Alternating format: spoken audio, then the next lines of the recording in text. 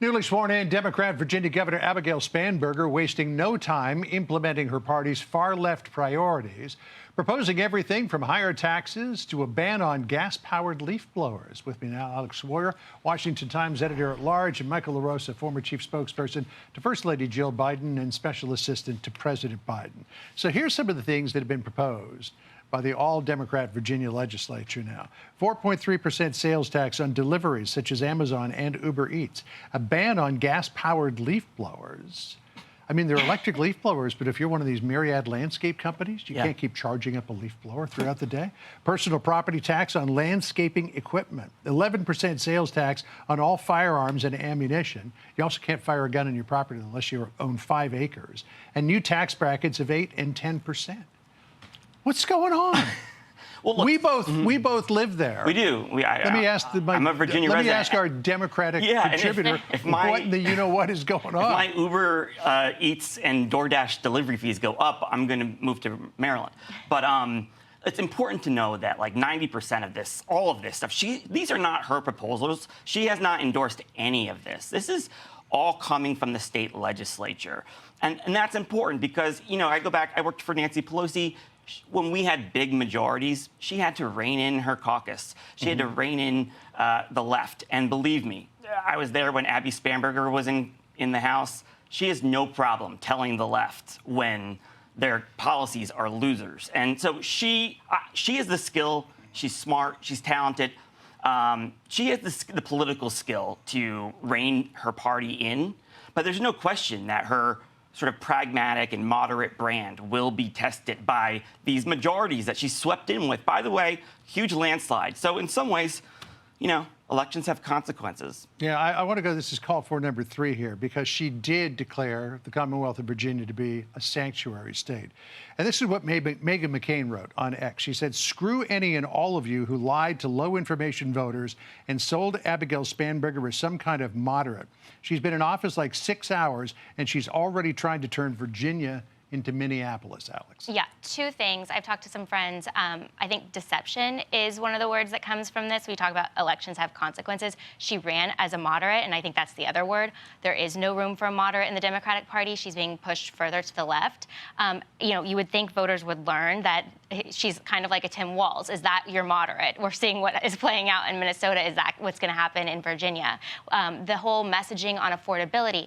All these tax hikes, to your point, we were talking about the delivery fee when you're getting something from a restaurant now. There's going to be a restaurant tax in some counties. Oh, yeah, because Fairfax County implemented a 4% tax on all prepared food. Yeah. That means takeout, restaurants, you know. Yeah, and then your Uber Eats Donuts. driver is going to go pick it up and bring it to you. You're going to also pay a tax on that. It's a problem. Voters were wanting answers on affordability for housing, for healthcare, and that hasn't been addressed. Instead, we're looking at leaf blowers and delivery services. It seems very out of touch, and I think it's going to give GOP fuel for the midterms. So Meghan McCain thinks that Abigail Spanberger wants to turn Virginia into Minneapolis, but the Washington Examiner's editorial board thinks she wants to turn it into California. Here's what they wrote. Spanberger's high taxes, burdensome regulations, and soft-on-crime policies will make Virginia less affordable, less safe, and less attractive to live or do business in.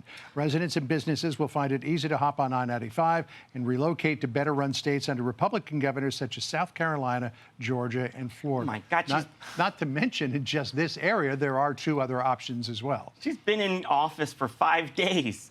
Her legislature, with big majorities, is introducing a lot of nonsense. She's going to have to rein them in. These are not Abby Spanberger's proposals. She actually ran saying, and in her executive orders were on affordability, they were all about health care, energy, and housing. And all of it's about private investment, or a big part of it is making Virginia #1 in investment. She got cheered by Republicans because she supported Governor Youngkin's boom for investment for the Virginia, and she's still keeping Virginia a right-to-work state, which labor unions love. She's hate, and Republicans love. So she's very much operating like a moderate. Now, the ICE issue, that can have unintended consequences. Oh, yeah. She's made a choice. She's the new sheriff in town.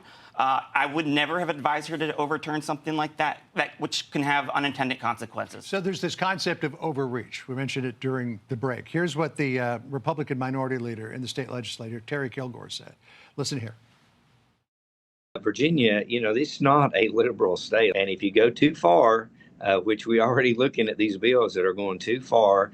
It is going to, the pendulum will swing back. I've been in politics a long time, and I've seen the pendulum go back and forth in the Commonwealth of Virginia, and I'm sure that we'll be back. Yeah, Michael and I know well. It's Republican, it's Democrat, it's Republican, it's Democrat. I mean, Yeah, what about this idea of overreach? Yeah, I think this will help Republicans, as I said, especially going into the midterms. My question is, do voters stay in Virginia or do they go over to West Virginia where they're actually phasing out their state income tax, right? They're going to look at taxes going up in Virginia. It's a heck of a commute if you live in Washington. It would be, but it'd be a lot cheaper especially you could spend more on gas money whenever you're saving from the taxes. The other thing, too, is like we were talking about the affordability issue. Something that wasn't mentioned is the utility costs are going to go up because she did rejoin, I think it's the Regional Greenhouse Gas Initiative that Youngkin had pulled out of. So I think that's also a problem. And, Michael's talking about how she isn't afraid to push back on the left. I'm not sure about that. We know she supported the Equality Act and also, trans athletes in girls' sports. So she's going to turn it into Minneapolis, California, and New Jersey. I'm here to all assure you at the same that I time. do not think she will turn Virginia into California or Minneapolis. What about New Jersey, though? She's with the pragmatic. electricity? She has future ambitions. She wants to be vetted in the future. And I just don't think you're going to see that from this governor. And let's give her some time. I will come back and admit I'm wrong if she does not rein in those legislators. All right. Well, we'll get you back in that case.